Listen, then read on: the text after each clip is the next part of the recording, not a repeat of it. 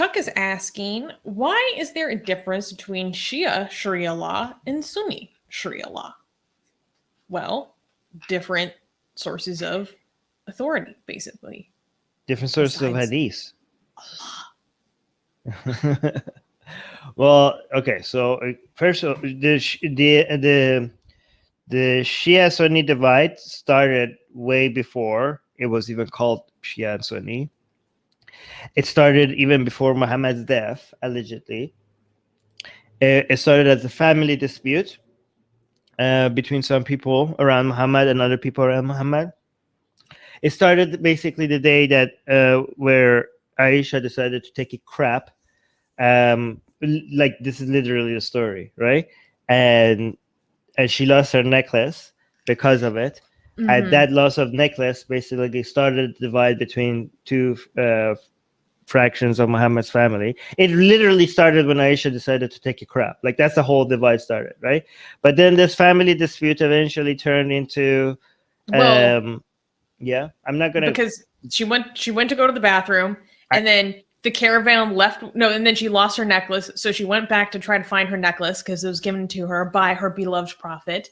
And then when she came back with the necklace, the caravan had left, so she had to hop on like a camel with some dude that caught up to the caravan. And then when she came back with this other guy, they were like, "You be cheating," and then it was a fight over did Aisha cheat on the prophet or not. And now we have what we see today. Right. That's basically Islamic history summarized. But yeah, okay, so the family dispute after Muhammad's death, allegedly, turned into a succession dispute over who follows Muhammad. And then the succession dispute turned into a outright political dispute over power. Okay, even then the ideologies were not separate. Like it was, Islam was just Islam. I mean, and people just had a succession dispute. But then enough division over time turned into different sources of hadith, you know, because these are the religious authority. Because a lot of Islam is not dependent on the Quran.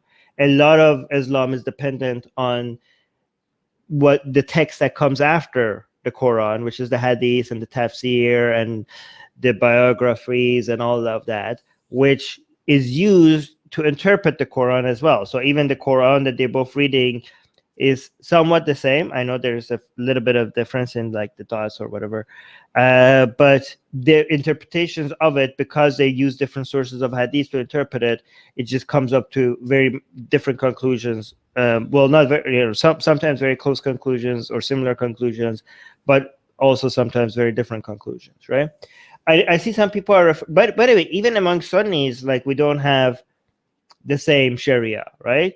They're more within Islamic, within Sunni school of thought. We have four main Sunni school of thought. The difference is that the Sunni school of thought, even though they have different, you know, Sharia and different rules and different, you know, things that they consider as haram or halal, but they recognize the authority of the other three schools. Each one of the schools recognize the authority of the other three schools. Like they don't, you're not to be blamed if you go with one Sunni school of thought rather than the other one, but they don't recognize the Shias, for example, or the Ismailis or the the Ahmadi. Obviously, none of these people accept the Ahmadis, but Shia is like, again, I know a lot of Sunnis and Shias, Muslims exist that say like, no, we accept Sunnism, or some Sunnis who say that we accept Shiism, but officially on their books, that's not acceptable. Like Sunni, none of the four Sunni schools of thought recognizes Shiism as legitimate. Even if Sunnis say that they are, it's not on their books that's legitimate. And Shiism, Orthodox Shiism, doesn't recognize Sunnism as legitimate, even though there's a lot of Shias that saying like, no, we're all like, it's all okay, we're good. Like there's a difference between what Muslims believe and what they're supposed to believe, right?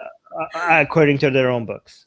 Hey guys, if you're a fan of blasphemy and sexy Callie, like me, then you need to be sure to subscribe to our newsletter, link in the description below. Because if you subscribe, we will send you a free copy of our Blasphemous Art ebook. And let me tell you, it is the tastiest blasphemy that you can find anywhere available today.